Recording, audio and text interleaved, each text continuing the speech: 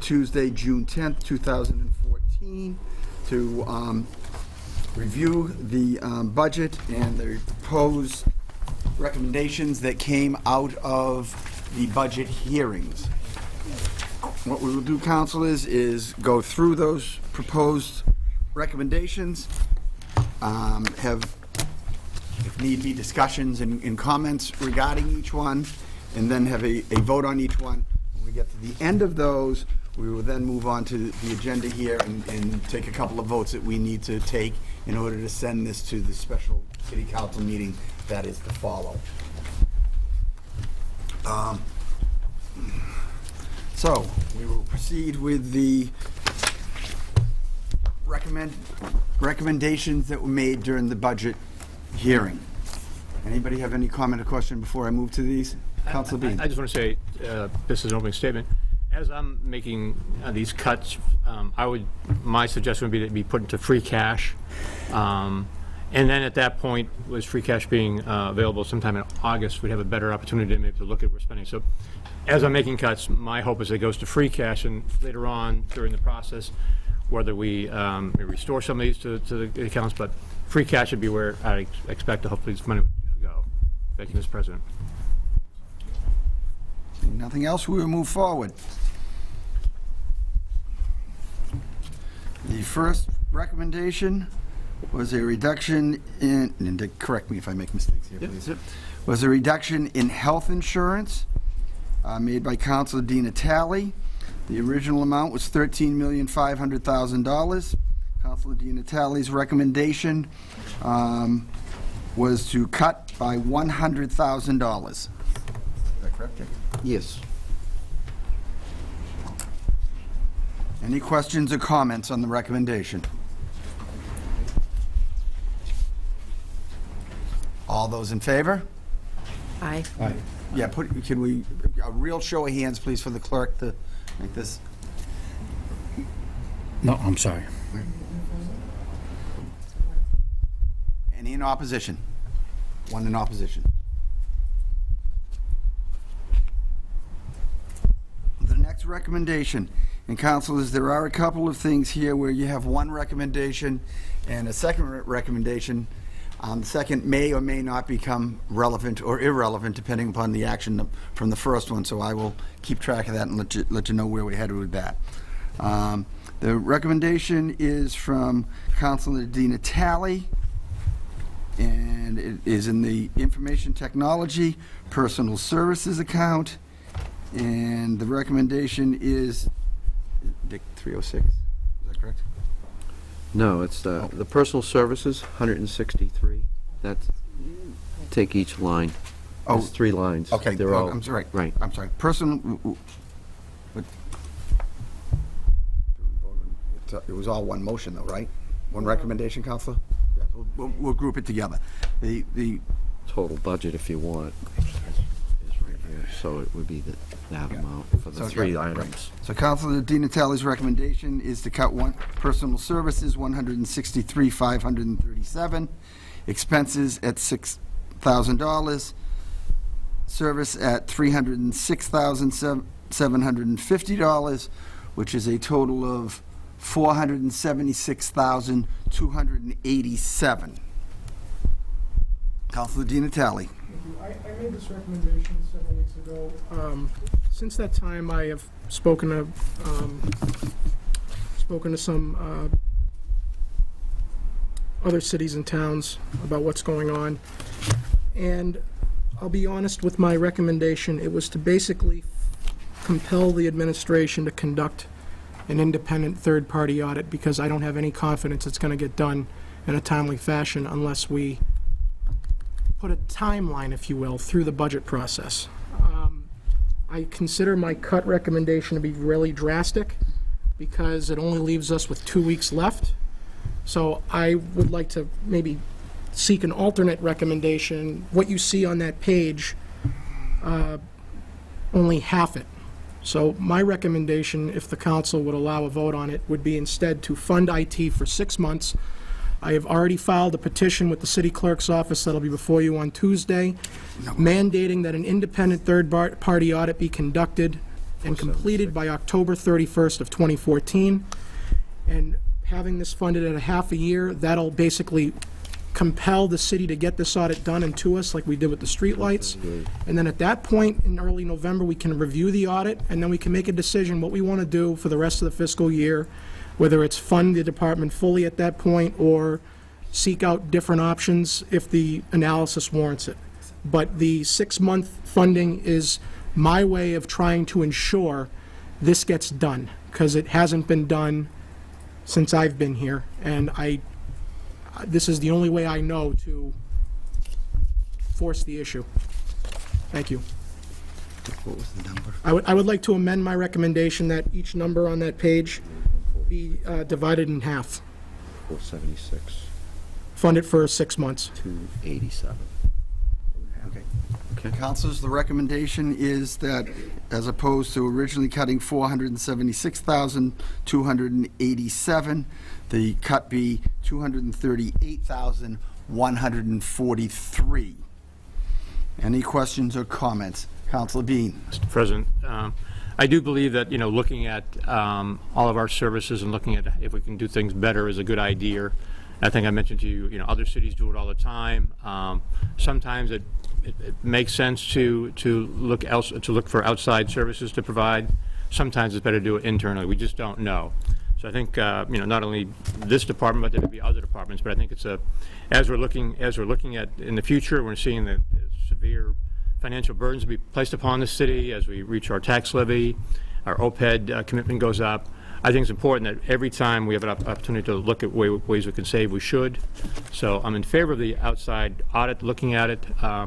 If the cut does go through again, we'd be supportive of it going to free cash, so we encumber that money, so that if the report comes back saying, we have a good system, we're not, putting people in jeopardy. So again, I'm in favor of the process, as long as the money is encumbered in free cash, we're not leaving people stranded if the report comes back that it's a good process. Councilor Caddy. I believe that the mayor has agreed to an audit.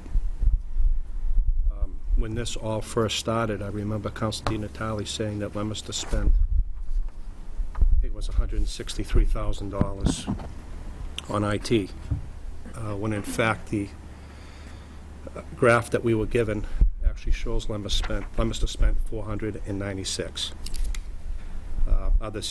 They also provided us with figures from other cities. I can remember that night saying it didn't make sense to me. I'm not your IT guy, but I can remember saying that the expenses that we had were up to $300,000. It didn't make sense that another city could do it for less than that, even before they went to outside services. But anyway, that's history. I am in total agreement of having an outside audit or assessment. If, in fact, that gets accomplished by October, and the assessment shows that we need to go out for outside services, then someone's going to have to write up those specs. Then it's going to go to purchasing to be advertised. There is absolutely no way that we're going to accomplish this by the first of the year. If it does get accomplished, then you still need this money in that account to pay for the outside services. And then, as a more personal view, we're elected officials. We're here for 2 years. The people that work for our city are our employees. I don't want to hang a noose over somebody's neck until January 1st. These are real people. They work hard. We have to do what's right for the city, but I'm very uncomfortable with the way this went through this council. I would ask that we don't cut this budget in half. Budget this. Do our job. Make an assessment, an analysis, bring it by January, and however it ends up, it ends up. But I didn't like the way this budget hearing went with this one. Did a lot of work on this today. It's my understanding that Leominster, who outsources, isn't too happy with it, and Gardner, who outsourced, has gone the other way now, and now it's back in-house. A lot of work has to be done on this, and we have to have a plan. You don't just take an IT department out of a business just like that with no plan. We need to slow this down, slow it down, because IT touches every department in this city. And I spoke to some of the department heads, and none of the department heads wants to see IT go away. Thank you. Councilor Kuchmarek. Thank you, Mr. President. I share Councilor Di Natale's enthusiasm for a third-party audit that's done by a professional firm. But I do concur with Councilor Caddy that we should fund a budget throughout the entire year, allow the process to play out, give the department the resources it needs to operate for the year simultaneously while the report and the audit is being conducted. But, Ms. Mayor, I implore you to act in good faith and to complete this audit in this upcoming fiscal year and have a report ready for us by next budget season so that we can act accordingly by what the audit report says. So this says, this said, I will not favor a reduction of half of the department's operating budget for this year, but I certainly hope this audit gets done because I'll be disappointed and quite frankly, I don't know that I could support any budget for next year without an audit done. Thank you. I'd just like to say that I think the cutting it in half is appropriate and a good compromise, that it gives the mayor time to get the audit done. If the audit says that we should fund the department the way it is for the second half of the year, I will support that then. If the audit says that we shouldn't, I think we need to look at other tacks and figure out where we go. I think that if we don't, there is nothing to hold the administration's feet to the fire to make sure that this occurs. If we were to get to November and Councilor Caddy's speculations were correct that it was going to take longer, the mayor can come to us in October and November and say, this is where I stand, this is what we've done, and we need 3 more months, and the council can decide to fund 3 additional months. So I think it's a compromise, and I will support Councilor Di Natale's recommendation. Councilor Di Natale. Thank you. I appreciate the comments made by Councilor Caddy, and he is correct. 164 was just for IT services, but there's other accounts in Leominster's budget that aren't in that number. So let's take the 496 figure. $496,000 is what Leominster spends on their IT services. We spend $475. There is 2 major components that aren't discussed in those figures: pension and health care. Leominster doesn't pay anything. We do, for 2 people, and potentially a third. So Leominster can spend $100,000 a year all they want more than us. We're still always going to be paying more. And that's all that this matters. That's the reason why I'm doing this. Because every year we hear pension and health care are the biggest budget busters in our city. It's all over the city, it's all over the state, it's all over the country. I am trying to find innovative ways and force the issue to see the fact that there are other communities that are doing it differently. Why not us? We did it with the streetlights. The mayor did an independent analysis of our streetlight program, and the analysis, after thorough review, concluded that we would save considerable money on buying them ourselves. And that panned out, and I voted for it. I want the same thing to happen here, and I'm not picking on any particular department, but when I see other cities and towns doing it differently, and that's what they tell me, they're not paying the pension, they're not paying the health care. That's all that matters here. So while we spend $475 and Leominster spends $496, the 35 years of pension and health care obligations aren't in that $475 number. So we are spending more. Leominster's spending a lot less than us. And I don't know about the comments made about Leominster saying they're not happy with the services. The controller and the treasurer, I spoke to them both personally. They said, quote, "We swear by the way we're doing things here." So this is why I want the independent audit done. Because I'm assuming all this information is coming out of an office that you can't expect to be impartial. So I want an independent audit to come in and say, this is what these cities and towns are doing, this is the services they're providing, and here are the long-term costs based on their structure of the department. And I guarantee you, for cities that have privatized services, we are going to be spending a lot more, because we don't have that obligation. I'm only trying to do what the administration keeps warning us every 2 months. Pension and health care is the biggest problem. Well, here's one area to look and see if that can happen. And as I've said earlier, I don't have a lot of confidence in the administration doing what I request. I don't know if I have a lot of confidence in the administration doing what we collectively request. That's why the funding is in place. And I understand this affects people, but you know what? This is a business, okay? I'm sorry if I'm being cold-hearted with this, but this isn't my money we're spending. This is 20-something thousand people's money we're spending on this, and I'm just trying to figure out if we're getting the best bang for our buck. It has nothing to do with personalities. It has nothing to do with the people. That's just how it goes sometimes. Sorry. That's just how it goes. So I would hope that we would do this, and like Councilor Caddy said, I don't want to make my decision based on what purchasing will do. Okay? He's probably right. It won't get done. But, you know, after all, we were told several times over, if we hire this magical third person, that everything's going to get fixed immediately in that office. So that's why I did the 6 months. Thank you. Councilor Beazle. I think it's a sound business practice to have these independent third-party people come in. I think it should be done more often in the city. I appreciate that people spend time putting the finances together, but we don't know what their computer systems are like. So, for example, if I have a brand-new car and I have a car that's 10 years old, you're going to be expected to pay more for service for this old car, okay? So for somebody to say, well, you know, we really need somebody to come in and analyze these things top to bottom and come back with a recommendation. But with that being said, if we do this, the recommendation that people have, you've got to listen to what the recommendations people have are. You can't just pay for something and say, well, it was a feel-good, we're going to sweep this under the rug now, and that's it. We have to listen to what the recommendations say from professional people.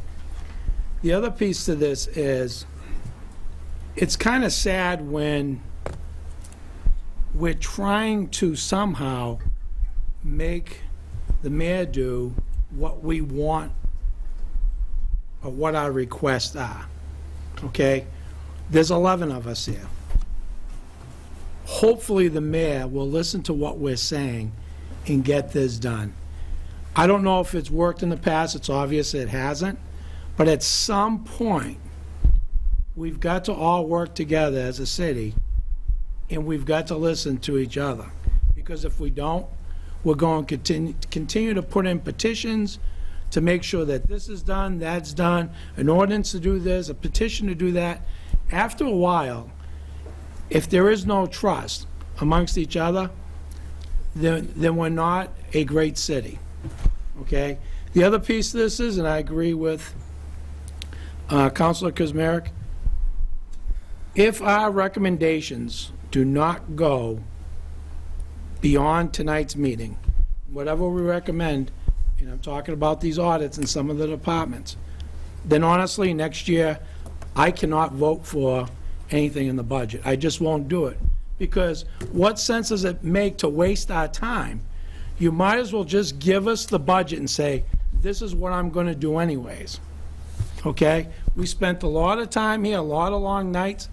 If nobody's going to listen to what we say, then we might as well just, maybe we should go out for dinner and have a good time, if that's what it's going to come down to. So I'm hoping that the recommendations that we set forth are followed through.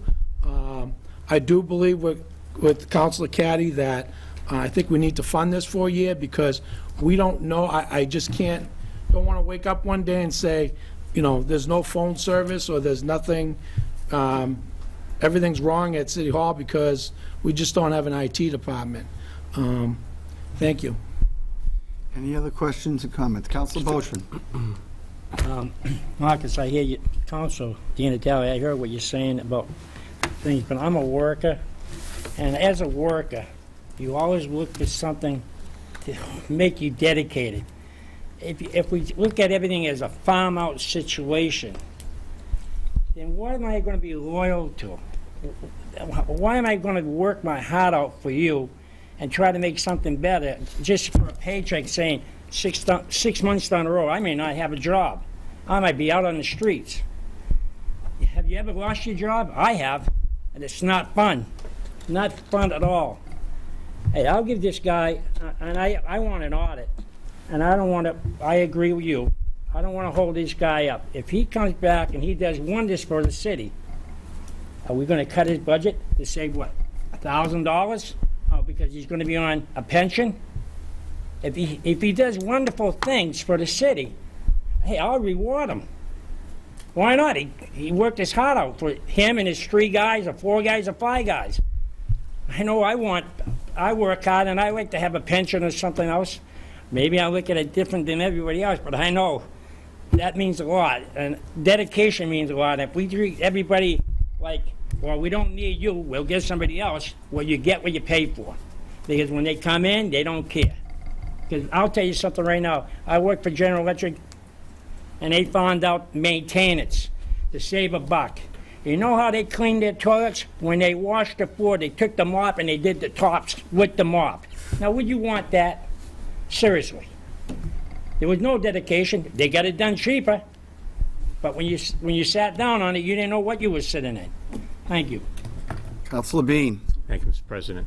I think by encumbering the funds that we're talking about isn't going to leave anybody without a job or without funding. I mean, that's the whole idea, is to encumber the money on the free cash. We do the study. If the study isn't done quick enough, the mayor can easily come in with an order. We can pass it that night. And again, who knows what this is going to show? But I think Councilor Bezal said it best. It's good business practice. Every 3 or 4 years, to go out and look at the market, whether it's IT, whether it's our banking. I think I heard the treasurer talking about our banks. Maybe we should be looking at how we do our banking. Look at different banks. I mean, it's good business practice to go out every 3 or 4 years to check the market to see if you're doing it right. You're not doing anything out of the ordinary. All cities do it. All good business practices to go out and check, see if the market has changed, see if the rates have changed, see if you can get a better buy. I'm not looking. I'm not saying we're cutting any position yet. We don't know what we're doing. We're just saying let's go out and take a look at it. And I guess we're picking. I don't want to say we're picking on this department. This is a new department.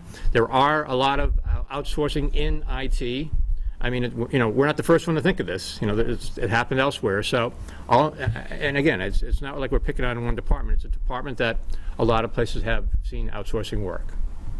It may not work for us, but it's worth looking at. Thank you, Mr. President. Councilor Tran. Thank you, Mr. President. I was also critical of the department, like all of you were during the discussion.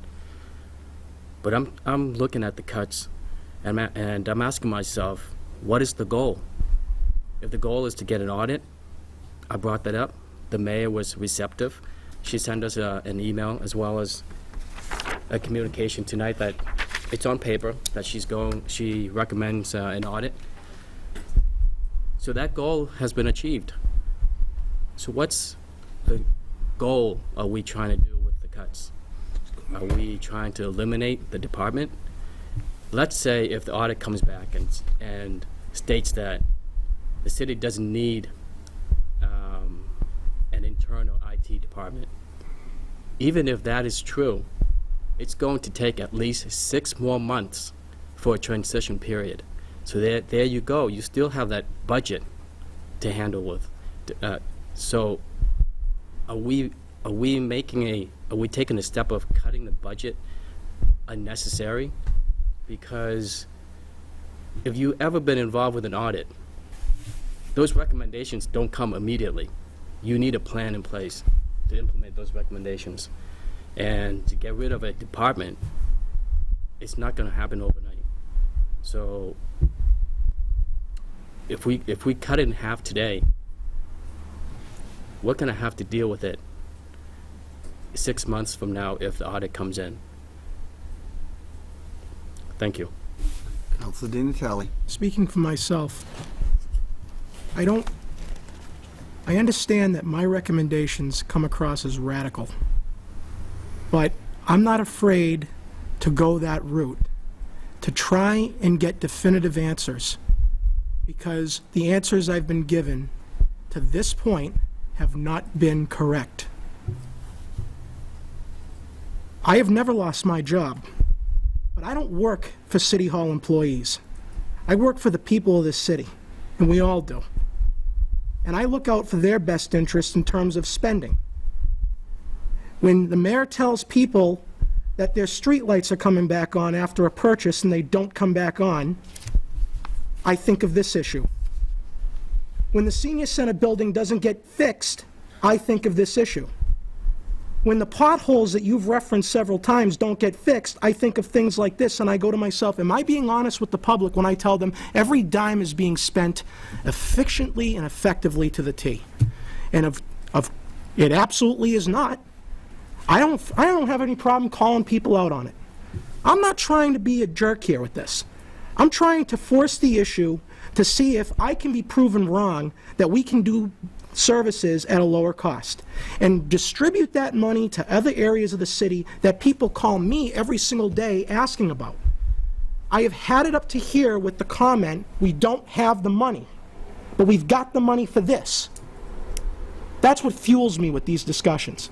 Unfortunately, I had to go against IT and some other departments, but as Councilor Bean said, these are services other cities and towns I've reviewed are doing privately, so all I'm saying is, why not us? And I apologize to the council if you think the cut isn't necessary to institute the audit. I think I've proven time and again on this council, time and again, that what the administration says is not what happens. So forgive me if I don't believe what I was just handed. And that is not my fault that I don't believe it. Thank you. Any other questions or comments? Councilor Green. Again, I hate that we have to get so, radical with our approach, but again, I agree that, if we're running the city of Fitchburg as a business, our return on investment is customer satisfaction. Are they satisfied with the services they're getting? Are they satisfied with still not all the streetlights on? Are they satisfied with, still the major pothole problems? Are they still satisfied that there's information on, the website that isn't correct or that's outdated? And no, they're not satisfied because we all receive the phone calls on that. So, I hate that it's come down to, in order to, prove a point or to send a message, we have to kind of, do this kind of stuff. But if we don't do this, then, it's going to be another 4 years or 15 years, and we're going to be sitting here going, oh yeah, I remember back in the day when we tried that and it got shot down because nobody was willing to take the chance to do it. I mean, what happens if it comes back and the audit says, oh my God, your IT department is doing a bang-up job for what they get paid. I think that you should, continue down the route you're going down. I mean, no harm, no foul at that point. But if they come back and say, yeah, these are the areas where we need to improve upon, then I would hope at that point that, our IT department would welcome those changes and then come before us and say, oh, in order to make these changes, I'm going to need, $200,000 to update all the equipment, because it's not a personnel issue, it's a software issue or a systems issue. So it puts us all in a tough spot, and it puts me especially in a tough spot being brand new to this process, and micromanagement in some areas and then no management in the other. It really, I don't know, it has me torn now hearing both sides on what to do and how to come up with the resolve. All I want is a resolution on how we're moving forward or what we're doing to progress. And I guess that would be come up with the audit and see what they have to say on the direction. Thank you. Councilor Joseph. I don't really want to get too involved in the discussion. I just want to say this is the first time during the budget hearings that an audit was requested of the area. Okay, so to say that we were being refused an audit or the audit won't happen, it's the first that it was ever brought up. Okay, if it was brought up in January and somebody said, hey, we should do an audit of the department, then, and it didn't get done before budget happens, then yeah, shame on us, because now we're at budget time and it didn't happen. Okay, but it's the first time that it's been brought up, It's been requested, it's been agreed upon, and we move forward. Do we really have to cut out the department in order to get something? Or do we really have to say that we didn't get something that was only requested now? So we're just going on and saying we don't trust, we don't think, we don't do, but yet it was just the first time it's been heard, and it's been agreed to. So, point taken, point accepted. So why don't we just move forward? I just don't understand why we have to prolong this. We need to prove a point in order to get an audit. That's all. Councilor Bean. Council President, thank you. Listening to Councilor Joseph and Councilor Tran and even Councilor Boschman, I didn't get the part about the toilet though, but it makes a good point. I mean, in our discussions earlier, we had not heard from the mayor at that point. This communication tonight is a first commitment, I guess, that we have. The mayor does commit to two things. One is doing the audit of it, and then obviously the website is another important thing. I guess in light of that, and hoping that that we can trust in this, and that I would strongly feel about the on the going out for the audit service, I would reconsider possibly the cut under listening to Councilor Tran and his concerns. So the whole point was to make sure that we did it to see if we're getting the best bang for a buck. It's not destroying anybody's lives or make things uncomfortable. So, and seeing this from the mayor now, her commitment to it, I guess we don't have to hold her feet to the fire by making a cut. She said it publicly here. So, thank you, Councilor Tran and Councilor Joseph and Councilor Boschman for bringing that to my attention. Any other questions or comments? The recommendation is to cut information technology from $476,287 to $238,143. All those in favor?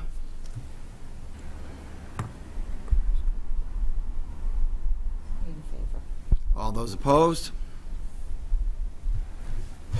Motion does not pass. Next, still under information technology, counselors, we have personal services help desk tech. The original amount is $37,793. Councilor Hay, was proposing a reduction of $25,395 to $12,398, which would level fund that position into last year's amount.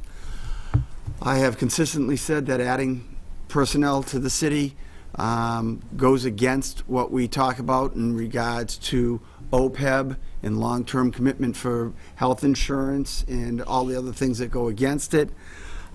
Increasing departments, as we've seen in other places, and I'll talk about others during the thing, just doesn't fly with me. As far as I'm concerned, the only places we should be putting new people on in this city are all the public safety places.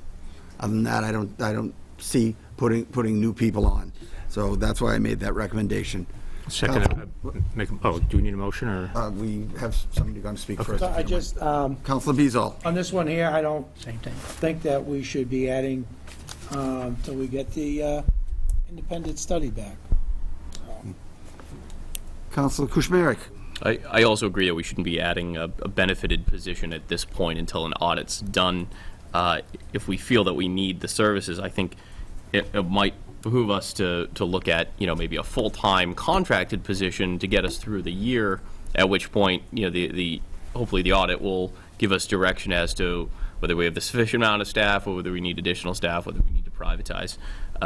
So I'll be voting for this cut, but I would be in favor of seeing at some point perhaps maybe a contract in order for a contract for the year. Councilor Bean. I think you made a good point, Mr. President. Your remarks are right on target, and I would make a motion that we support this reduction. So the motion is to reduce the information technology personal services help desk tech from $37,793 to $12,398. All those in favor? Aye. All those opposed? 2 in opposition. Did you get that? I did, thank you. Okay. And then under information technology, we have a clothing allowance at $1,800. Councilor Tran has proposed that we cut that by $600 to $1,200. Councilor Tran? Mr. President, we should have taken this line item along with your proposal since they go hand in hand. Okay. Move the cut recommendation be granted. Any other comment or question regarding the recommendation? We have a motion that the clothing allowance be reduced from $1,800 to $1,100. All those in favor? Aye. All those opposed? None in opposition. Purchasing. Personal Services Department. Recommendation from Councilor Di Natale that the position funded at $70,000 be reduced to 0. Mr. President, the negative Counselor 56 goes with that as well. If that goes, then the other has to That's happen. correct, Councilors. Under that, we have the school credit of $56,000 that the school committee indicated that they would be willing to pay towards that $70,000 in the first year. Councilor Di Natale. For me, on this line item, we had a lengthy discussion about this office. And through exhaustive conversations with several department heads, they all said the same thing. Counselor, adding people to this office will not fix the issues. Because we all know what the issues are.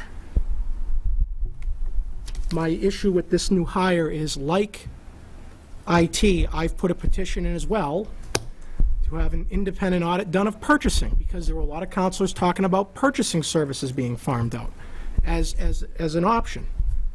So I have that before the council next Tuesday. But same methodology, through several conversations with multiple department heads who deal with this office, they all say the same thing. Adding people to this office is not going to fix the problem. And I absolutely agree with that assessment, given the information I've gotten. And they all didn't read from the same script. They all said the same thing at different times. It is my opinion and their opinion that this will not fix the problem. And not to mention the fact I'm very upset about this, because while this is in the ordinance as having a deputy procurement officer, the ordinance is meaningless if you don't have the funding for it. We've had that discussion several times, like with the Director of Community Development. It's in the law, but we didn't fund it, so it doesn't happen. This job, purchasing had 2 full-time agents and 1 clerk. The clerk transferred to building, leaving a vacancy. The mayor decided that instead of hiring another clerk, she was going to hire another purchasing agent, giving us 3.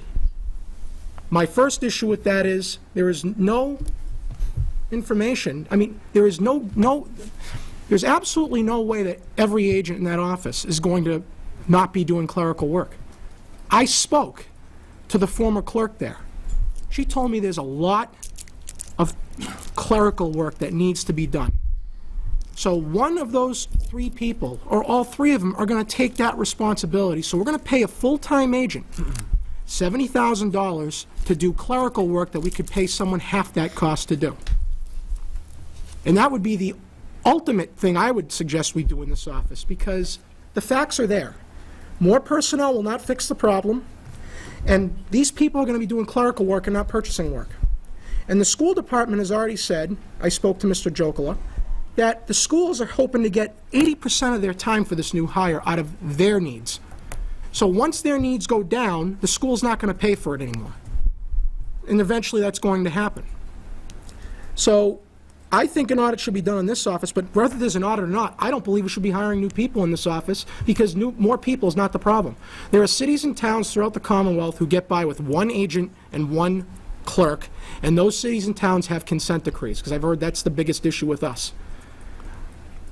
So I hope this goes along. This is one of the non-starters for me. I mean, after all the things I've heard about this office, Adding people is just making the problem worse. And we're going to be backed into a corner that if we don't do this, things aren't going to get done, and we're going to cause a lot of chaos. There's another option. For some reason, well, actually, I know the reason, but there hasn't been any evaluations done in this office, nor in other offices. Councilor Green asked a few weeks ago, how long has it been since an evaluation has been done in purchasing and their management? Since in the last 4 years. And we wonder why the problems persist. How can you fix the problem if you don't evaluate how it's being operated and document it? This is management 101. So the easy solution is just to throw bodies at the problem. And that's what we're hoping to do. Not for me, sorry. Thank you. Thank you. Councilors, I'll say that I support this motion, one, because adding people, again, is an issue and a problem for me when we continually talk about where the city stands in our finances and OPEB and benefits and all of that. Obviously, there is an issue that needs to be addressed with the backlog that we have, either from the school department or within the city itself. I am concerned that the school credit of $56,000 will disappear as soon as the school gets all caught up, and then we'll be on the hook for the whole thing and the benefits. And I'm willing to say that, if this position were to be reduced to zero and cut, if we should then, school department should be willing to still spend their $56,000, and I think the city should throw in some money towards that and contract out and bring somebody in to help clear the backlog while we look at the department and do an audit and try to figure out what's the best thing to do. I'm not saying that we don't need to do these purchasing things. I'm just saying we don't need to do them right now by adding a person full-time to this department with the benefit packages that will continue on. Councilor Bean. Thank you. I agree with you wholeheartedly on that. I don't think just throwing people at this problem is going to solve it right away. I think we have to take a closer look at it. I know we're waiting for a list of the backlog, which we haven't got yet, so I'm not quite even sure what the backlog is, but we've heard of it over and over again. There's got to be other solutions than hiring a full-time person that we're going to pay benefits and pay pensions for to deal with this. And whether it's hiring an outside consulting firm to come in and help us do these, get these things working quicker or not, I'm not sure. But just throwing another person at this, I'm not quite sure if it's enough, it is going to do the job. Councilor Kuchmarek. Thank you, Mr. President. I also support this cut. I think, if there's a potential that could be personnel, if the personnel issue and not a resource issue, then we should assess, what the real issues, what the real challenges are via an audit before we add a full-time benefited person on. That said, I think we can all acknowledge that there may be a backlog of things that we need to get caught up on. If we've already committed to a person, this is the perfect, when you have a backlog of things that's beyond the scope of what is normal to your business operations, that's when you look at bringing on contracted services. I think, as President Hay said, that's something we should look at. If the schools are still amenable to that sum of money, then we should look at pairing that with them for a one-time expenditure for a one-year contract to clear up the backlog, help us with the combined sewer separation. If we have a person, who's already committed, well, we should engage this person, in contract talks for 1 year. See what the review says. If the audit comes back and says, "Yep, you need one more person," then great, we've got someone. But I think it would be premature if we're looking to do an audit. I think this is consistent with what we talked about with IT. Let's be consistent here. Thank you. Councilor Di Natale. I think it's important to point out also that the position's already been filled, and the mayor took it upon herself to go out to bid for this job before we approved the funding, which irritated me to no end. No matter what your feelings are, this was a new line item in the budget. We haven't approved it yet. We're talking about it right now, yet we've already hired the person. So, back to the original discussion about affecting people's lives, whose fault is that if this gets cut? We didn't have a discussion on this yet. So I make no bones about cutting this, even though we just hired somebody. Not my problem. Thank you. Councilor Joseph. The only suggestion I would make for a compromise is to make the reduction to $38,000, which would be the amount of a principal clerk, as opposed to a purchasing person, by reducing it $32,000, figuring out what the school would still be amenable to. And if not, if they decide that $38,000, they don't want to hire a principal clerk and they want to use the $38,000 for a contracted service, they have the money in the budget to hire a contracted service. So it just changed the amount so that it's not a purchasing agent, but either a principal clerk or a contracted service, but amend the amount by reducing it by $32,000 to $38,000. Councilor Di Natale. I like where Councilor Joseph's going with that, but my concern is if we do fund it partially, that'll open the door for this new hire to walk in, and then after 6 months, crystal ball here, we're going to be told they're doing a fantastic job, we need them for another 6 months, and then we're going to be at a point there where we have to do it. So as soon as they start, they're getting the benefits. So it's not like we can that's the whole point of this, is we've already hired the person. It's already been hired as a full-time employee. So the talk about contracting it, that's why I wanted to do the whole 70 and say, listen, take that 70, hire a clerk, full-time to replace the one that they lost. Therefore, we know someone actually is getting paid to do clerical work, not the other agents. But if we only partially fund it, that'll allow this person to start, and then we'll be hamstrung down the road. So I like the idea, but I don't think it makes sense logistically from an employment standpoint. I mean, given this. So I would stick to the original 70, with the hope that if that gets cut, half of that gets appropriated to hire a clerk and have someone dedicated full-time to doing all the documentation and stuff in that office that we know is required. Thank you. I would agree with Councilor Di Natale. Well, I think Councilor Joseph makes a point regarding the administrative staffing that may be needed there. I still support cutting the position completely, letting the mayor then determine how she works with the school department to come up with the money to fund either a clerk and/or to outsource it while the audit is done. Any other questions or comments? Councilor Green.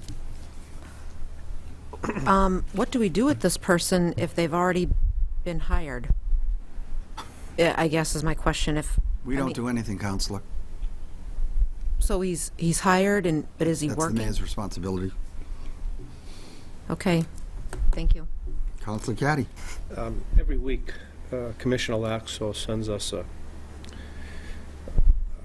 printout of what's going on in public DPW. And I don't know if some of the people on the committee, when you get it, he submitted to purchasing in February for a new backhoe. And it still hasn't moved off the desk. And in April, he submitted for our liquid asphalt. And that still hasn't gone out to bid. We are already past the time we need liquid asphalt. I just want the problem fixed. I don't know how it's going to get fixed, but there's a problem. And if they need help in that office and we cut the budget and take that away, I think it's going to get worse. But I've heard from people like Councilor Di Natale that the personnel may not be the problem. But this is a tough one for us. I mean, this, in my opinion, is one of the major problems we have in City Hall right now. It's the biggest one. We're looking of possibly being fined, the possibility of losing grant funds. There's nothing more than I can think of that wouldn't be more important for our financial team and our mayor tomorrow morning than this department. And it's a shame it's coming down to this, because if that person is needed there, we don't know if they're needed or not needed. We just know there's a problem, but we don't know what the problem is. So I think this is you can go either way with this one. I mean, I think it's horrible, and I'd like to see us really take a hard-nosed stand on this one and demand that it gets done. I intend on starting to ask some questions about the backhoe that's been sitting in there, ready to be purchased, that we could be using right now, and the liquid asphalt that isn't here right now. To me, that's really important. I mean, it's one little small aspect of purchasing, but it's real important. Thank you. Councilor Beazle. Just one quick thing. So, one of the beauties of contracting out is, right now, if you put one person on, that's one person. If you call a company and say, can you send me 6 people to help in my department? You use those 6 people to clear up the backlog that you have. It may take them a month or 2, but then those people, they leave. You're paying the bill, but you're not paying benefits, and the work's been done. So I think at some point, and when we spoke during this, and I said to the mayor, I feel like we're being painted in a corner, because if we don't do this, and at the time she said, don't feel that way, it's up to me to make sure that these things get done. So I know that I'm not, unless there was a study done, I'm not, there again, going to add any positions to this department until I know that we really need a position. So, thank you. Any other questions? Councilor Boishman. Today I went down to see Mrs. Wilson today, and it's true, like Councilor Di Natale said, she's doing a lot of clerical work, and I have to agree with you in there. But I also asked her point blank, I said, if I decide to cut this budget, and we all decide to cut the budget, will it make you fall further behind? In all fairness, Steve, I have to say that she told me she will fall further behind. Do I want to add another person in the department? I don't know yet. I don't know. To be honest with you, whose fault is it that we're falling behind? Is it some of us, the way we submit our paperwork? I don't know. So, but I'm being fair and honest. I talked to her, and I'm only going with what she told me. I guess my response, Council, would be that would be her expected response. I wouldn't, Any other questions or comments from the councilors regarding this proposal? We have a proposal of purchasing personal services procurement officer. It's a $70,000 reduction minus the $56,000 that the school department was going to pay, for a total of $14,000. The mayor had a hand up. I don't know if we're going to allow the mayor to speak or not. I wasn't sure, so. Thank Paul you. hit me. Thank you, Councilor Bean. I was well aware. Okay. This is the councilor's debate. All those in favor?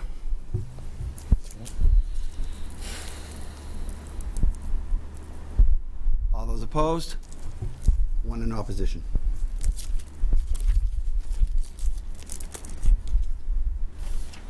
Police, personal services. Original amount, $140,000, $269,000. This is under the police chief. Councilor Di Natale has a recommendation for a cut of $50,000, $269,000 to $90,000. Councilor Di Natale. I'd like to amend my recommendation to have the cut be $40,269 and have the budget funded at $100,000. $40,000. And my methodology for that, again, for those who weren't here, is quite simple. President Hay and Councilor Clark, who serve on the selection committee for the new police chief, indicated at the meeting that it's likely we won't have someone on board till October, which is 4 months into the fiscal year. The 140 is budgeted as if this were a full-time position for 12 months. So taking the 12-month average of what the monthly pay is, it came to around $90,000, but given the fact that there might be we might need some cushion in there for whatever, that's why I'm changing to make it an even $100,000. But this is purely because we're not going to have someone on board through 4 months of the fiscal year. So having this money in there it's not going to be used. Any other comments or questions? Councilor Joseph. I'm just indicating by the mayor that she is paying the acting chief out of that money, and that $15,000 of it is probably going towards the search committee. So to cut that money. I'll tell you, I'm on the search committee, and we haven't discussed spending a dime. Councilor Clark, have you heard? No. Search committee spending any money? Thank you. Advertising? You're not advertising the position? You're not going We- to vet we the have- person? You're not going to have them? Counselor, I'm not going to speak to what we're doing. My comment was that the committee has not spoken about spending a dime. Right. Yeah. So that's what I want to tell you. Counselor Tran, Thank you, Mr. President. The money is going to free cash. So if there's any expenses coming from the search committee, those expenses can come in front of the council as orders. Thank you. Counselor Di Natale. The acting chief stated at the meeting that in addition to the deputy chief's salary, he's getting a little more. That was a little more, for being an acting chief, nowhere near the 140. So my thought was, you've got 100,000, and that's about 18,000 more than what a deputy chief makes in base salary per the budget, and that's for 8 months only. So based on the math, I figured it was a comfortable cushion for this. Knowing what we know about it not being funded until October, maybe November, it's hard for me to leave that lying there when we know that that's a fact, that we're not going to be utilizing 4 or 5 months of a police chief's salary. And we knew that before the budget was submitted, so for me, I think this one's a no-brainer. Counselor Bean. Not that I say it's a no-brainer, but if the money's going to go back to free cash, if we need to, if the mayor needs to appropriate money for the search or for other things, it's right there. So I think, I kind of agree with Councilor Di Natale. It's a no-brainer. It makes sense, and if we need more money, we just go to free cash. Any other questions or comments? Move the cut. We have a proposal to reduce police personal services police chief from $140,269 to $100,000, a cut of $40,269. All those in favor? All those opposed? One in opposition. Recreation Department, Personal Services, Recreation Director. The original amount was $46,772. Councilors Hay and Di Natale made a recommendation that it be cut by $4,772 to $42,000. I'll speak to that in that the last time we hired a recreation director, that director came on at the rate that the outgoing person after 5 years was making, plus the step that they were getting that year. I thought that was inappropriate. This is looking to do the same thing. I think a new person coming in should not, even with qualifications and experience, education, and all of that stuff, be starting at the area where the outgoing person was. Councilor Bean. To quote Councilor Di Natale, this is a no-brainer, and I would move that we move. Any other questions or comments regarding it? Motion is that we reduce Recreation Personal Services Recreation Director from $46,772 by $4,772 to $42,000. All those in favor?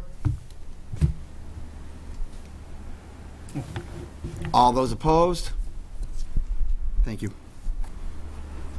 It's unanimous. Board of Health Rubbish Collection and Disposal, Contract Services, $535,000. Councilor Di Natale is making a recommendation of a cut of $35,000 to $500,000. Councilor Di Natale. This is based on I've recommended this cut in this line item since I've been here. It was a lot more. It got down to $535. The last 2 years, we've spent far less than that. I made the recommendation in front of the health director. He didn't even fight it. Every year he fights it. I think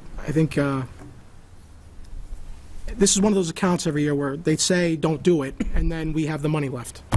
It happens every year. So I don't know if it says something that he didn't fight it this time, but he usually does. He knows it's coming. So I don't know. But this is just based on the numbers through the last 6 years. It's nowhere near that. Any other questions or comments? Recommendation is that Board of Health Rubbish Collection and Disposal, Contracted Services be reduced from $535,000 by $35,000 to $500,000. All those in favor? All those opposed? It is unanimous. Executive Legal, Personal Services, City Solicitor, Counselor Dean Natale. Looking to cut from $94,000 on the city solicitor, cut that $28,000 to $66,000, and to cut the assistant city solicitor from $62,000 by $9,000 to $53,000. Counselor Dean Natale. This was recommended based on the previous solicitor's salary and his justification and reasoning to the council of why we increased it 4 years ago. Mr. Scioto at that time testified that he was leaving his private practice, working full-time for the city. He testified that if you have a private practice, you're not full-time for the city. Therefore, the justification was, if I'm going to be full-time for the city and not have any other job, I should be paid accordingly. So we thought that was appropriate justification and raised it. The next two solicitors that took over after he left got the same pay that he and the assistant were getting, and the only reason why I have an issue with that is the justification to raise it was because of the fact he left his practice. That was the main justification. The two solicitors we have now still have their private practice and testified that 80 or 85% of their time is with the city, 15 to 20 of it's with their private firms. So I was just thinking, if the prior solicitor was making around this amount when they had their private practice, and we increased it because they left it and took up an office in City Hall, why would we not revert that salary back to what it was for attorneys that this mayor hires that have private practices? I'm just applying the logic that he applied when he put it forth to justify the increase. So I'm just saying we should change the ordinance and move it back to, with inflation. The numbers are based on the CPI index for the federal government, so I'm not saying cut it all the way back to what it was, but I'm just going on the previous solicitor's recommendation on why that was a justification. It doesn't apply anymore. Hasn't for several years. So I don't think this is out of the realm of being unreasonable, my opinion. Thank you. I'd just like to state that Councilor Dean Natale in the past made a recommendation of outsourcing the legal department. When that was before us, I indicated that I thought that might be an appropriate thing to look at or consider after an election had occurred and the mayor was appointing city solicitor and assistant city solicitor, that's something that should happen in that manner. So I did not support Councilor Dean Natale at that time to eliminate the positions and outsource them. But I do agree with Councilor Dean Natale here. The justification for raising the compensation for the city solicitor and the at that time was going full-time, having a full-time office in City Hall, and they also changed that they used to give them money for their staff, then they rolled that all into salary, and it's making a giant increase in those amounts that we're paying, and it's making an increase in the retirement amounts in the pension benefits. As I stated before, the former city solicitor for 3 years of additional work at the full-time rate raised his pension by almost $14,000 a year. Well, if he lives 30 years, folks, do the math, that's a lot of money.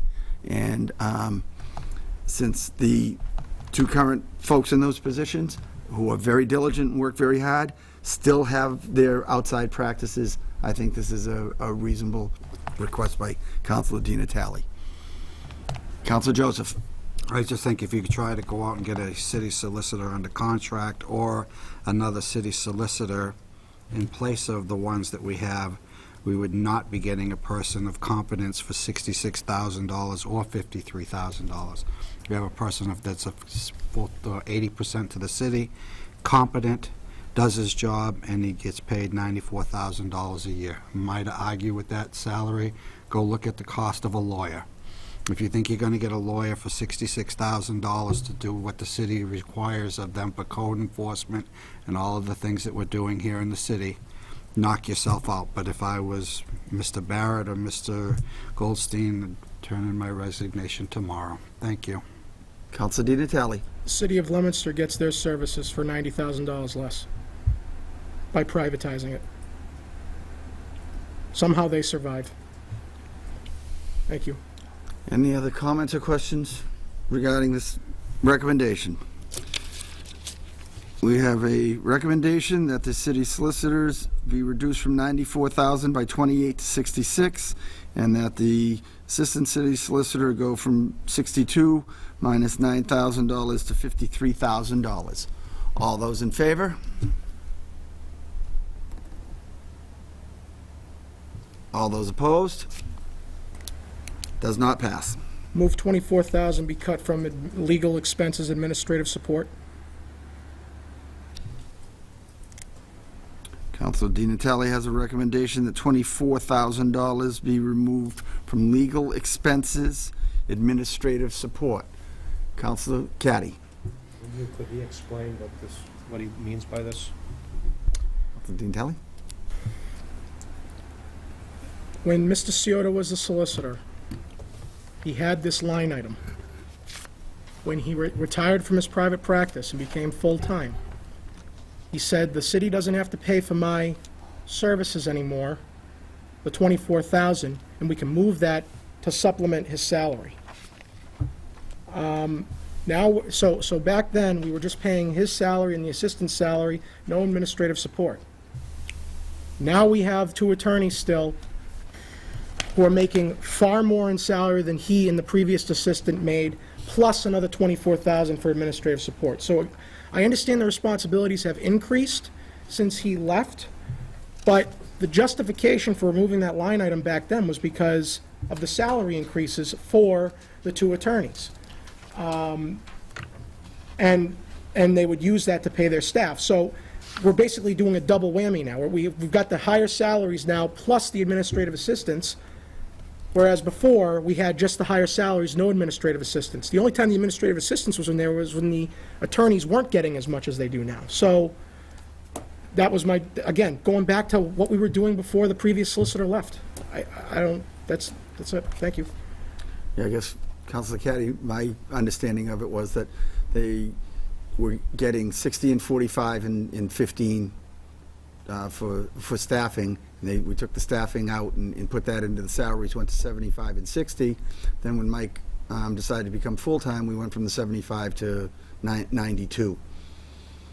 And so I think Councilor Di Natale is correct that they took it out and put it back in.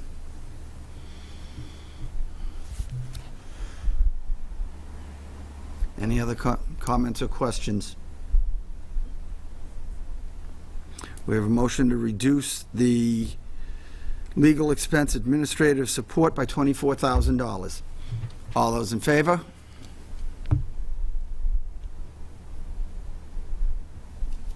All those in opposition?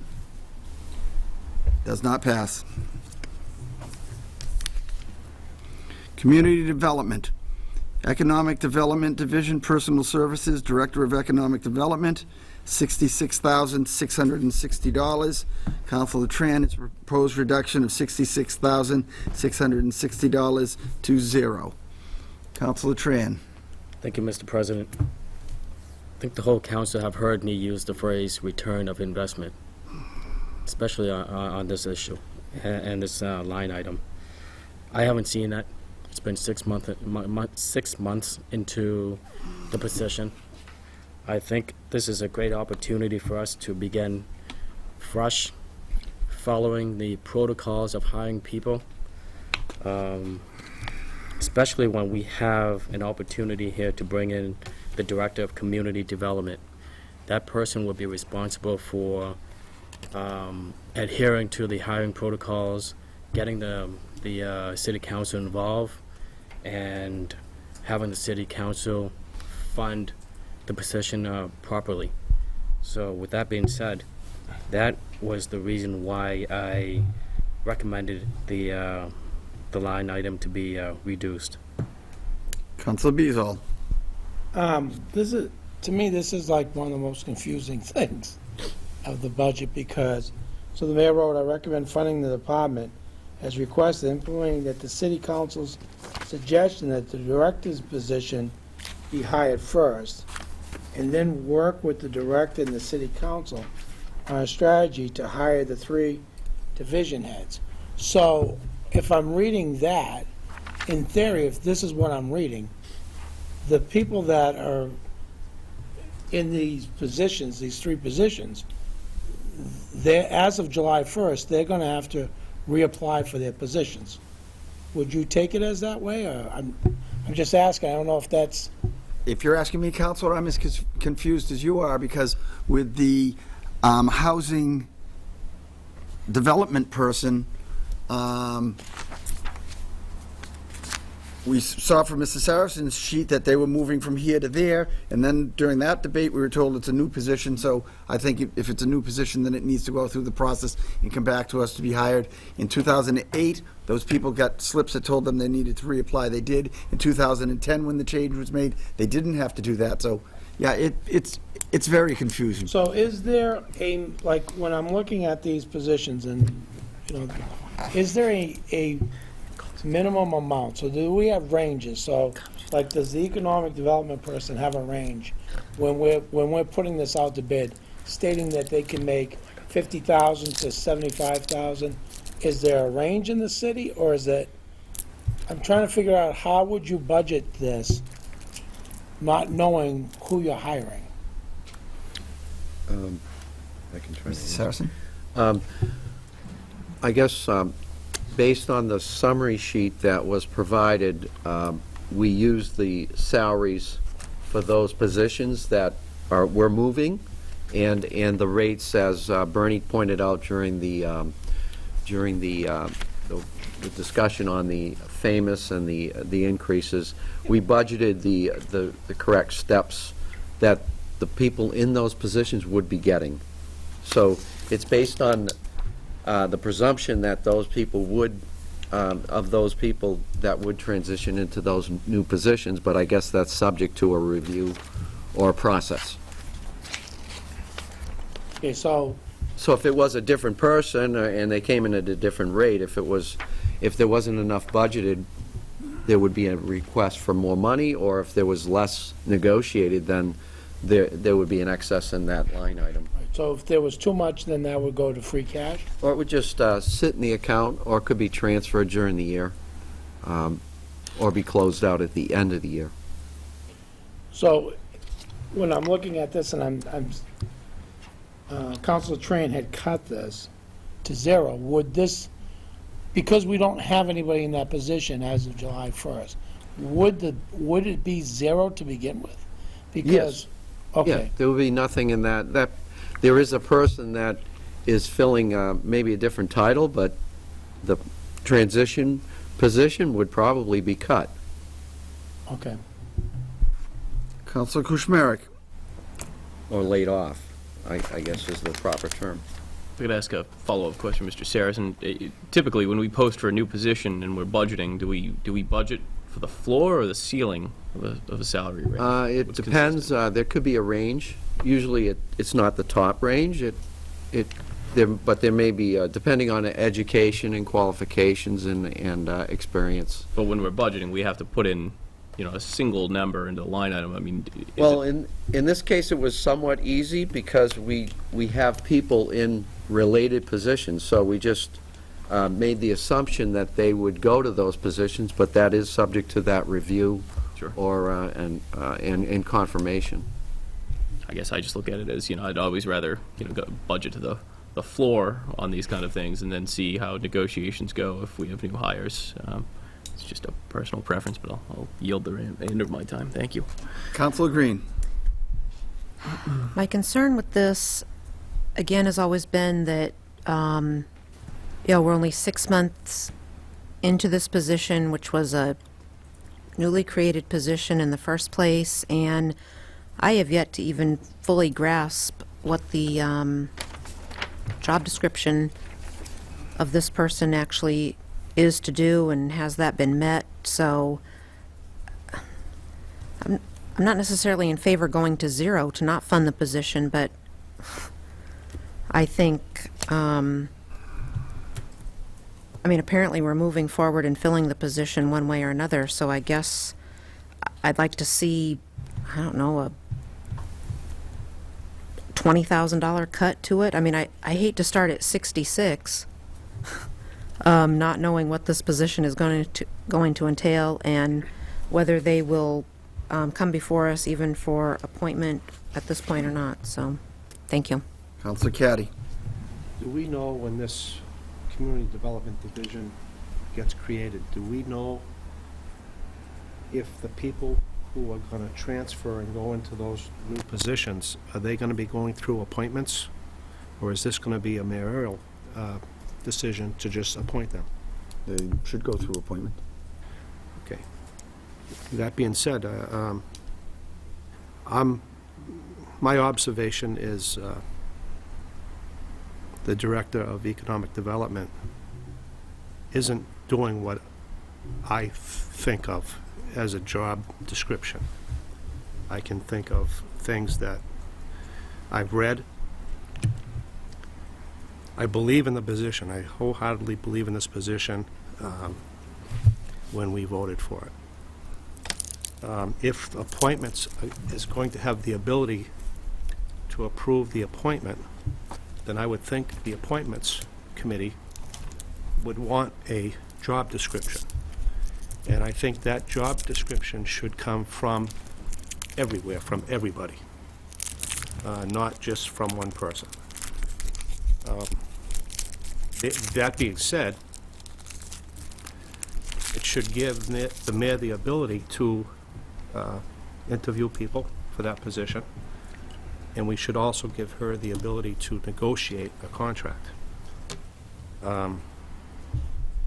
Leaving the $66,000 in there may do that. I don't think if you go to other cities, you're ever going to find anybody with a background in education and community development. And if you did, it's going to be a lot more than $66,000. Having said that, if we can guarantee that this is going to move through appointments and that the council would have the ability to write the job description and be part of the hiring, then I would vote to keep this in. But I need someone to tell me that that's how it's going to go. Counselor Bean. Thank you, Mr. President. There's probably no more important job than the Economic Development Director in my mind today. If we're going to get out of this fiscal mess, if we're going to increase our finances here, the only way to do it is through growth. Okay. We're not going to get it through state aid.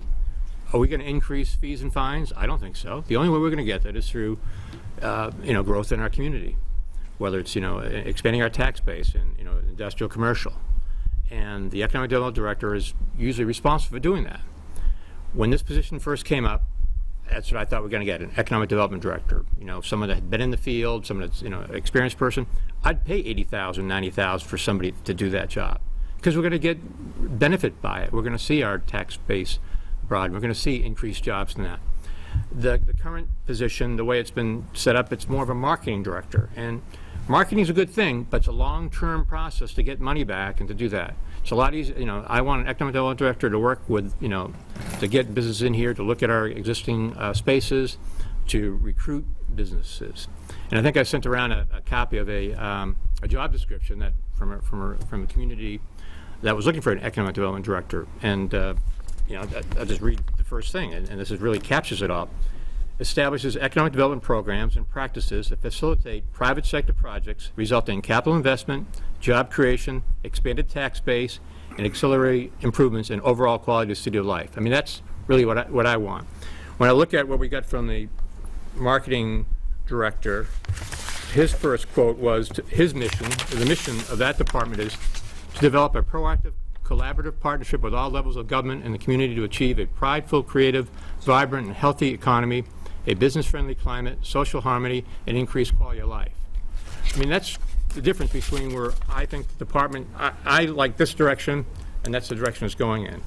And I really feel this is a key position. We should be funding it, and it should be heading in this direction. So, thank you, Mr. President. Yeah, I'd like to say that when the mayor came before us last fall, I agreed with her wholeheartedly that we needed a strong economic development department. This body chose to fund the position.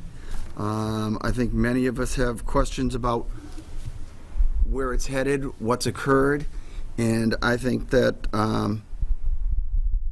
the motion is appropriate, and that the mayor can come back to us with a new proposal in how she wants to go about doing economic development.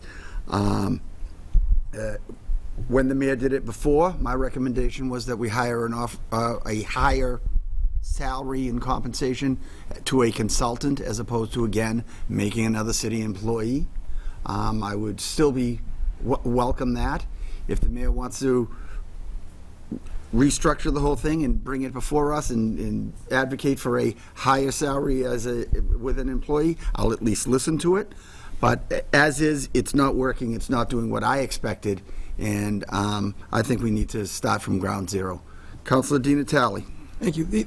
The issue for me, and I think for a lot of us, is how this all came about. And short of trying to sound like we're trying to micromanage who the mayor hires, this whole process came to fruition because of us. 3 years ago, then Councilor Conry wanted to reinstitute this position, and the mayor didn't do it, wasn't receptive to it. 3 years later, Councilor Tran puts it forward. The council spent 6 months debating the merits of this job. The petition was submitted in July, and it was voted on in middle of November, so 5 months, middle of November. We spent 5 months discussing this. I remember it like it was yesterday, Councilor Caddy saying over and over again, let's take this slow, let's make sure we got everything, our I's dotted, our T's crossed. And everybody on the council at that time was convinced that we were going to have a say in the appointment. I mean, let's assume that legally it didn't have to go through us for an appointment. In the matter of trust and transparency, considering we're the ones who spearheaded this and we're the ones who are working with the mayor to make it happen, that you would send it to us for confirmation regardless, because we drove the issue, not the mayor, we drove it. She chose not to. And I'm thinking because maybe she felt like it wasn't going to pass. But that's the problem I have, is it was a haphazard process. I spoke to some individuals on the selection committee. One individual told me they met once and they didn't interview the candidates. The mayor just called them and said, this is who I want. So the selection committee was a front. All right. The second thing was, when Councilor Joseph was president, he correctly asked the question about why is this not coming for us for an appointment? It was like getting hit with a shovel. We were shocked that we weren't going to approve this appointment. And then we get the letter from the city solicitor, which to this day I say still makes no sense. Because in the letter he references Chapter 3, Section 4A. Nowhere in Chapter 3, Section 4A does it state that the Economic Development Director serves in a confidential capacity on the mayor's executive staff and is at will. Nowhere does it say that.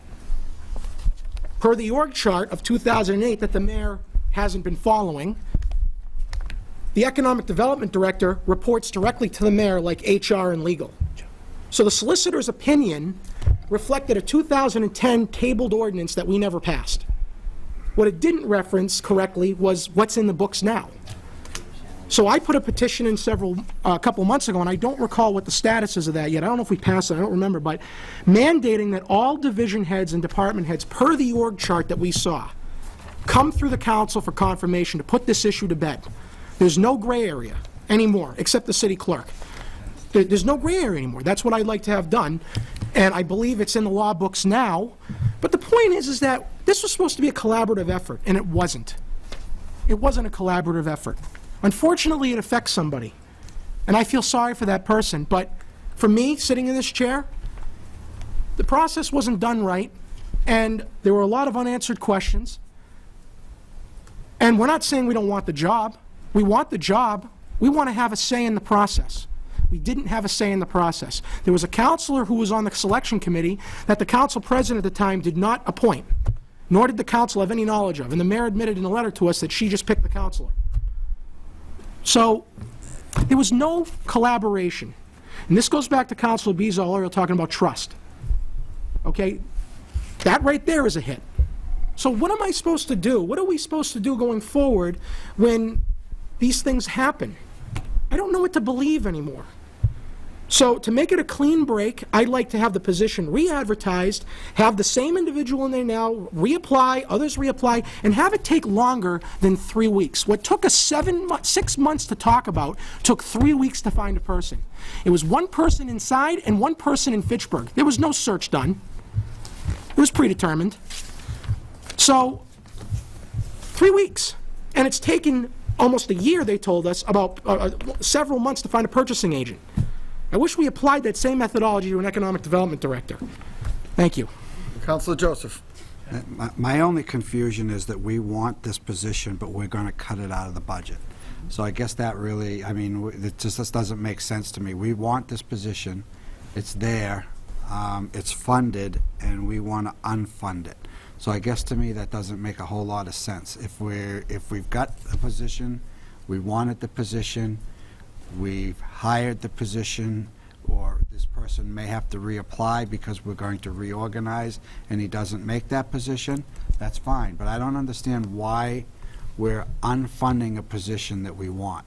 And is it, if it's because of a person, then that's not really our issue.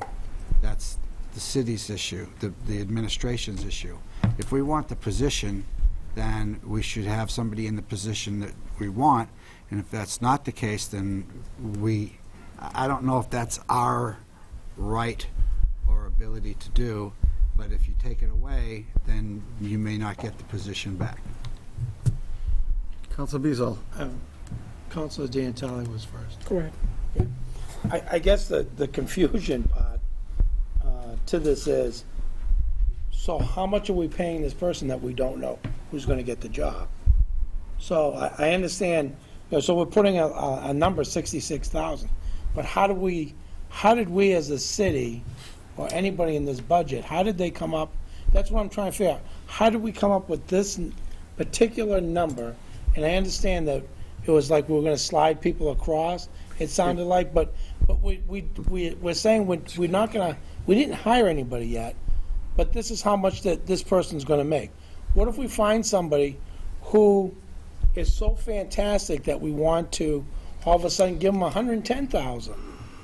When the mayor hires them and the city council approves them, don't you sit down and say, this is how much we're going to pay this person? Yeah, if you hire someone at a higher amount, it could, what could happen is the appointment could, along with the appointment, there could be a council order to increase that budget. So they could work hand in hand. By the same token, if the amount is reduced to zero and the mayor wants to go through the process and hire somebody, she can still come back with an order for that new amount that she determines to pay the person. So if Councilor Green said that she wanted to cut it to less than that, it would hold that position open, and then once this person was hired, then you could then come before the council and say, does that make sense, or? I don't agree, if you're asking me, and Councilor Beazle, I don't agree with just reducing it. I personally, as I spoke before, I think we cut it and start from ground zero. The mayor goes out, comes back to the council, asks for funding for it, and explains the process and who she'd like to hire. But by funding it to zero, it's still in the budget, it's just not funded. Well, the position Yeah, is there's an org. is in the organizational chart. Okay. Councilor D'Antelli. To what Councilor Joseph was talking about, it's a good point, because I'm looking at this and I'm saying, one of the positions is a union employee. So how can we have that individual reapply for the job or a new job before it's been negotiated in the contract? Or what does the contract say, you know? And also, the Economic Development Director has a 3-year contract with the city. So what are the legal ramifications of doing this? It just doesn't make sense to me that they're going to have to go out to bid again. I believe that this is being told to us because of the discussions we had at the community development budget hearing, because it wasn't very favorable. We put a little scare into some people about what might happen So we're getting this letter saying everybody's going to reapply for their jobs. Do we honestly think that these 3 people that are currently employed for the city aren't going to still stay employed in the city? Especially if they're protected? So I don't really know what this means. I really don't. The Economic Development Director is a contract between the mayor and he, like department heads. It's a 3-year deal. In that contract, is there a termination clause?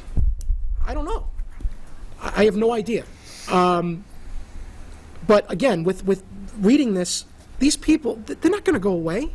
So I don't know what this is all about. I think this might be lip service again, because so what does this mean? That the 3 that are in there now, there's a chance that they won't be there after July 1st? I don't buy that in the least. It's not that easy. I think this was done to assuage our concerns about certain positions in the office that we had questions about how they were being funded. So this is the attempt to tell us, don't do anything with what I proposed. They're all going to reapply, and we'll go through the process crystal clean. Well, what's the point of it if they all get the job again at the same pay? I think this is trying to push us away from making those recommendations. Thank you. Councilor Bean. Mr. President, through you to maybe Dick, this is some news to me. I thought it was a 6-month, I thought originally it was going to be just a 6-month contract and see what happened. So there's a 3-month contract with the with the. I don't know. Oh, okay. I don't know. 3 years. 3 year. Okay. I'm not sure of the contract. Okay. And getting back to Councilor Joseph's remark of what we're trying to do here, I'm just trying to restart it. I mean, I was in favor of an economic development director, and it appears that that's not the direction it's going in. I read you their mission and then where I think we should go. And I think we need to have a plan, a strategy, an economic development strategy. I mean, I just gave a publication to Councilman to my right. Municipal Advocate, the big section on economic development. Every successful city has a plan. They know where they're going. They know what they're doing. I mean, maybe we need to get a plan first before we get a person. I don't know, but I didn't see it going in the direction of economic development. I saw it going in a direction of more marketing and that's really what I want. I mean, I want a incubator place where businesses can grow and move here. Those are the type of things I was looking for. So I was looking for a restart, basically. Thank you, Mr. President. We have a recommendation that the Economic Development Division Personal Services Director of Economic Development, $66,660, be reduced by $66,660 to 0. All those in favor?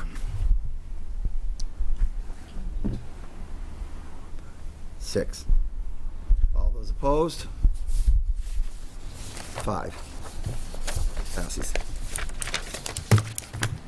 Housing and Development Division Personal Services Director of Housing and Development, $66,660. Councilor Di Natale made a recommendation that it be cut by $12,006 to $54,654. Councilor Di Natale. This was from our discussions about this being a new position that, with a new title, the word development is now in the title, not just housing.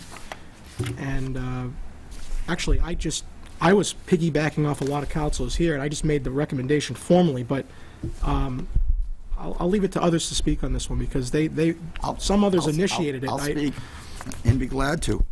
It's a $12,000-something increase, which is, for me, outrageous in the market that we have and the where the city is. And as I indicated at the meeting last week, it's a 58% increase in 4 years for an individual, which I find just outlandish. I think the 1% increase that the Councilor Di Natale is recommending, which is what everybody else is getting in a non-step year, is appropriate. Any other comments or questions? Councilor Kuchmarek. Thank you, Mr. President. I second your opinion there that this is in a non-step year. This is an egregious raise, particularly when you look at a track record dating back for the person in this in this position, going back over the past 5 years, we're really looking at, essentially a $20,000+ raise in a short period of time, and it's no reflection on that individual, but I think, it sends the wrong message in the city when we're saying that, we need to tighten our belts, and we can't afford this, and we can't afford that, and we're increasing people's salaries in non-step years by this percentage. So I think for that reason, and particularly because we're looking at, we may have a new person in this position, rehire, whatever the hypothetical is here, and how this develops. Let's keep the salary as is, and then reassess, upon a hire or rehire or new hire. Thank you. Recommendation on Housing Development Division Personal Services Director of Housing Development, $66,660, reduced by $12,006 to $54,654. So moved. All those in favor? All those opposed? It is unanimous. The next two counselors, I'll announce them both. We can do them together. You have Treasurer Personal Services and Auditor Personal Services. Both the Assistant to the Treasurer and the Assistant to the Auditor have been put in for, is it, Dick, I want to get this right, $5,324 was the increase? Correct. Yep. An increase of $5,324. I have made a recommendation that, what's the total there, Dick? I just don't have it in front of me. 81? Yeah, the 81,432. Which was 81,432. I've made a recommendation that it be cut to by 5,324 to 76,108. No question of abilities, no question of how hard people work, no question of anything in either of these two positions. I try to be consistent. We had the Veterans Affairs Officer before us last year for what I saw as a merit increase, and I voted against it. I think these are merit increases. They say they're trying to bring people in line with another position that is similar. People took the positions, they knew what their compensation was, and nobody complained when they were getting it. We have a matrix. These people get automatic raises. They're not merit raises. We need to have one system or the other, either merit raises or matrix. But to have the matrix and guarantee people steps in those types of things, and then still give merit increases because you think they're good employees, just to me isn't right or appropriate. Any other questions or comments? Councilor Di Natale. I was going to support or not support this, but the fact that I did the same thing for the Veterans Commissioner and other department heads, I feel like for me, I'm kind of hand-tied. I have to go along with this because the veterans agent got a merit raise, and I thought it was justified at the time, but we had issues with other things about money, so I feel like I have to be consistent because I did it for these other people, so why wouldn't I do it for these others? I mean, it's the same logic applies for me. Thank you. Any other questions or comments? I have a question. I got a comment. Council Boishman. Thanks. Okay. I look at it this way. The treasurer told me that she does the job, she's gonna do the job quite a bit, not just once in a while. She's taken on more responsibility. And I will want to get paid, just like you would, Angelo, Council Angelo. If you took on more at where you work and you say, yeah, I can do this job and I can learn it, you want to get paid for more time and more money. Because that's the best way to do it. That's how you promote yourself to get better skills. I think she deserves the raise, and I think she should get it, if she's going to do the job. Any other questions or comments? I'll take them as individual votes, councilors, if that's okay. The Treasurer of Personal Services, recommendation was $81,432. The recommendation by Counselor Hay is to reduce it by $5,324 to $76,108. All those in favor? 1, 2, 3. Keep your hands up, please, councilors. 1, 2, 3, 4, 5. All those opposed? 1, 2, 3, 4, 5, 6. Does not pass. Auditor Personal Services, Assistant Auditor, $81,432. Proposed reduction, $5,324 to $76,108. And if I were a betting man, I'd know where this one's going. All those in favor? 1, 2, 3, 4, 5. All those opposed? 1, 2, 3, 4, 5, 6. Does not pass. Building maintenance. What is R and C? I'm just missing. Repair and care. I'm sorry. Building maintenance, repair and care, budgeted $62,000. Councilor Di Natale has a recommendation that it be cut by $42,000 to $20,000. Councilor Green has a proposal that it be cut by from $62,000 to $0. I will go with Councilors, since it's a bigger cut, I will go with Councilor Green's first, and then the second one if that does not pass. So, speaking to Councilor Green's recommendation to cut $62,000 to $0, Councilor Green. Yes, I would, upon further reflection of that, I would like to amend it to Councilor Di Natale's $20,000 amount, because I do, looking back at that, I do think that we do need some money in that fund in case there are repairs that need to be made.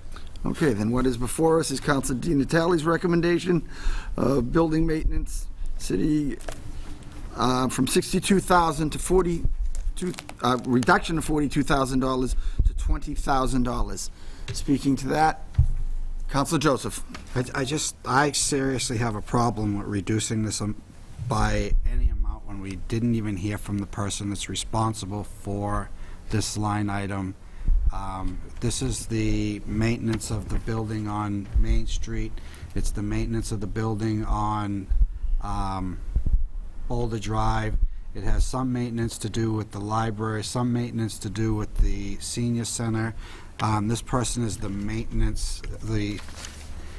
person that is supposed to be in charge of building maintenance for the city departments. And without even hearing why he budgeted $62,000, I mean, who are we to say that the boiler is going to stay okay at City Hall on Main Street, air conditioner is not going to go on Boulder Drive? I mean, this budget was put together by somebody, okay? And just because we don't have the foresight of talking to that somebody, we're going to cut the budget to an amount where we feel arbitrarily it should be cut. So if we're going to get a logical reason why it should be cut to that amount, I'd support it 100%. But to just arbitrarily cut it because of the sake of cutting it, I couldn't support it. Councilor Bean. Through you, Mr. President, I believe during that discussion, the mayor actually concurred with Councilor Green about the cut and said it wouldn't be a problem. So with the mayor's concurrence, I'm going along with the cut.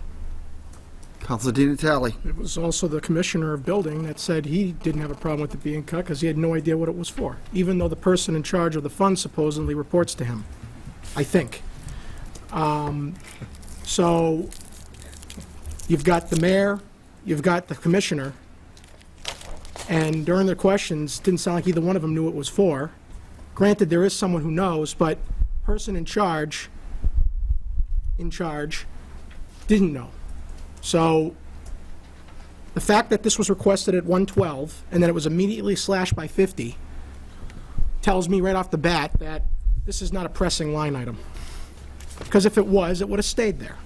There are line items in the budget that Mr. Lanciani supposedly has authority over for traffic signal use and maintenance that he would much rather that money go towards instead. Because he testified to us emphatically that the money he's getting for those things is far lower than what he asked for. And there's the key. He could speak to that, but he couldn't speak to this. So until I see an org chart that says, this is a standalone office who has full authority over this amount, I'm going to go on the word of the commissioner. Thank you. Councilor Bezal. From 2008 to 2013, the average was $20,000. It was just this year that it spiked to 83. And it's concerning that it spikes $60,000 and nobody even knows or could tell us what this line item was. So where did that $60,000 go this year? So I am definitely in favor of reducing this. Building maintenance, the proposal is to cut it from $62,000 to $42,000 to $20,000. All those in favor? Aye. All those opposed? One in opposition. City Council, personal services, $104,500. Councilor Josephs made a recommendation that it be reduced by $5,500 to $99,000. Just take the vote. All those in favor? All those opposed? Oh, it was four. Four in opposition. And those were Received it. I think at this point, $32,000 is a significant amount of money. This is going to a third party. We have been cutting line items left and right for our own departments, for our own people. We're denying raises, and here we have $32,000 going to an organization that doesn't have the respect to give us how they're using their money and where they're getting their funds from other organizations and municipalities.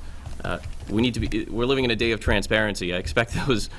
6 months seems like a generous amount of time to be able to give a financial report.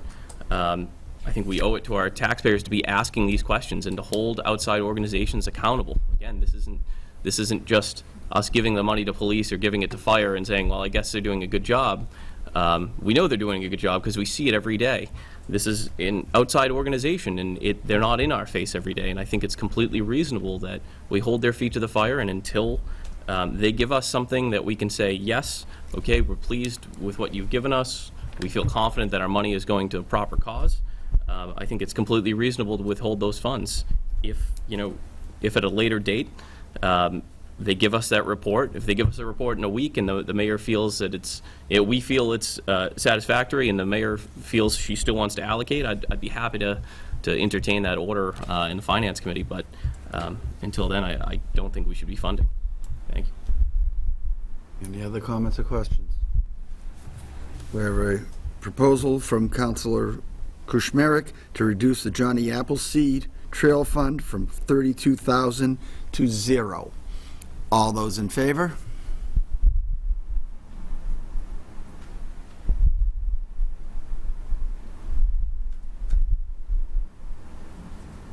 All those in opposition? 3 in opposition. It passes. Councilors, that ends the proposals that were made. We're going to have recess this council as a whole committee meeting for 2 to 3 minutes so that Mr. Saracen and the clerk can put numbers together so that we can amend the agenda that was before us, vote on that, and then send that to the council meeting. Motion to adjourn? No, we don't need to adjourn. We're just going to recess for a couple of minutes. So we are in recess, which means turn the microphones off. Agenda with all the items, but we're really only voting on the number. So we will have one vote. That vote will then go to the council. If you look at 115-14, the general fund, the original amount was $105,971,138. We have reduced that by 2 ways. We made cuts tonight of $359,705, and we also have the $156,000 charges for services trash reduction that we were given. That brings us to a total of $105,455,433.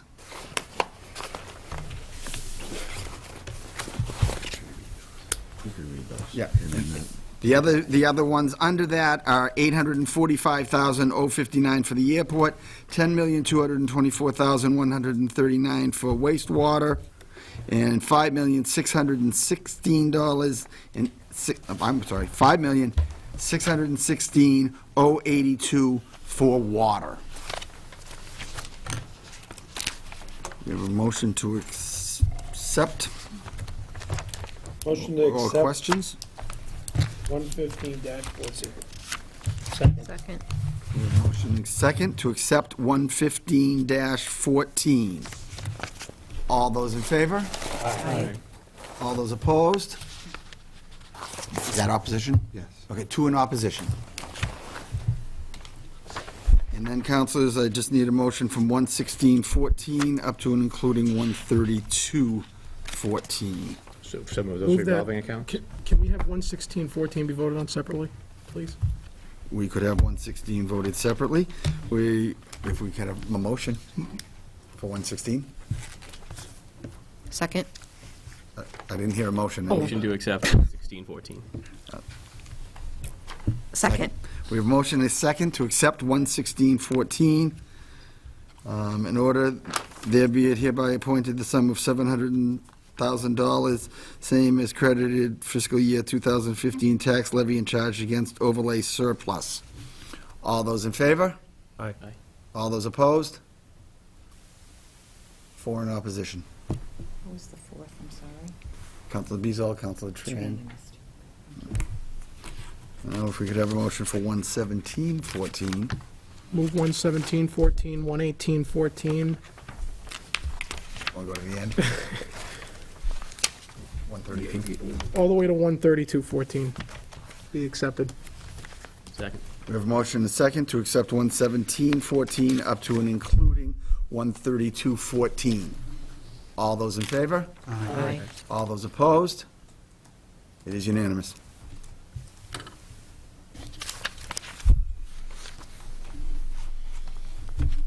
Motion we adjourn? Second. Yeah, I think the communication is incorporated, so that's all set with the first order. Yep, okay. If you want to just say that it was incorporated, because it wasn't actually noted. You've lost me. I'm sorry. Communication. You see, Oh. the motion was through 132-14. Just want to make a notation that the communication is included in that motion. Oh, okay. And the motion also included the communication from Mayor Wong dated May 19th, 2014. Did I hear a motion and a second to adjourn? Yes. Mr. President, just a Councilor quick, Tran. Mr. President, a quick request. Tonight, Councilor Kuchmarek made a motion to reduce the entire funding for that John Apple seat. If I could ask the council president or city clerk to send a correspondence to the Chambers of Commerce, David McKeon, inform him of what happened last night, based on the reasons mentioned by the Councilor Kuchmarek. I'll be glad to do that, Councilor. Thank you. Councilors, before we adjourn, I would like to take one moment to thank each one of you individually for your efforts during the budget process. I think this body did a very good job, worked hard, was very diligent, and we represented the residents of Fitchburg that very well, and our constituents should be pleased with our efforts, I hope. Any other comments or questions? We have a motion second to adjourn. All those in favor? Aye. All those opposed? We are adjourned.